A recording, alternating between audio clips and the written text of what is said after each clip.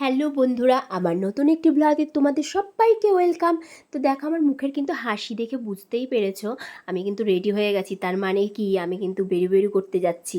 হ্যাঁ, একমাত্র ঘুরতে যেতে পারলেই কিন্তু আমার মুখে এরকম একটা হাসি ফুটে ওঠে। তো চলো দেখতে থাকো।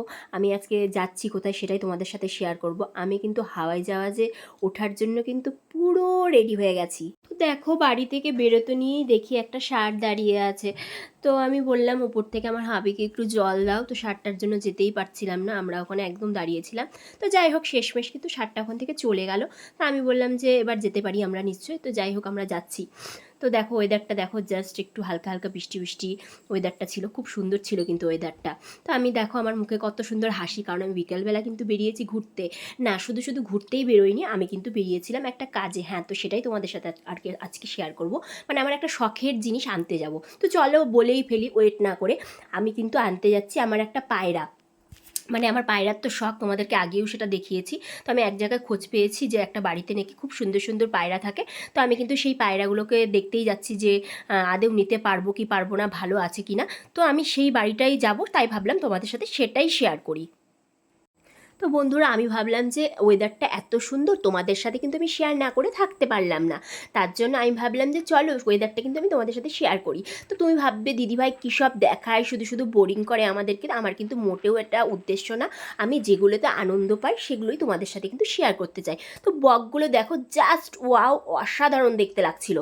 তো আমি যেখানে পায়রা আনতে যাচ্ছিলাম সেই বাড়িটা আমাদের বাড়ি থেকে কিন্তু একটু দূরে।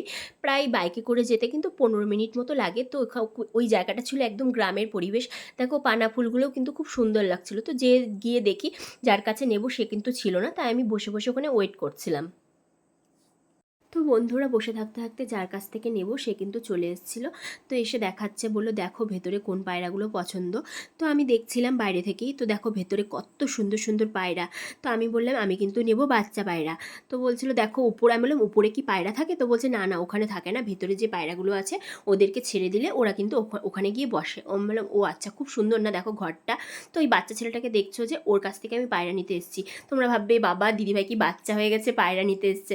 তা দেখো, আমি আগেই বলেছি আমার কিন্তু খুব ভালো লাগে। ও বললো দিদিভাই দেখো এটা কি নেবে? তো আমাকে দেখো বের করে দেখাচ্ছে পায়রাটা। আমি বললাম এটা কি থাকবে? বললো বাচ্চা, এখন বাচ্চা দিবে।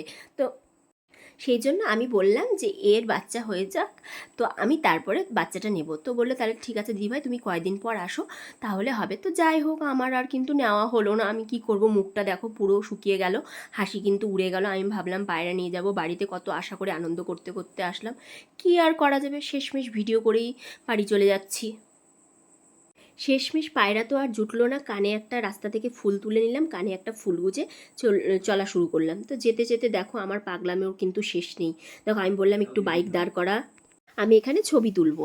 তো ছবি তোলার জন্য দেখো আমি ডাল পাচ্ছিলাম, ও আবার সেটা ভিডিও করে নিয়েছে। তো আমি ভাবলাম যাই হোক, সেটাও তোমাদের সাথে আমি শেয়ার করবো, কারণ আমি সবটাই তোমাদের সাথে শেয়ার করতে ভালোবাসি।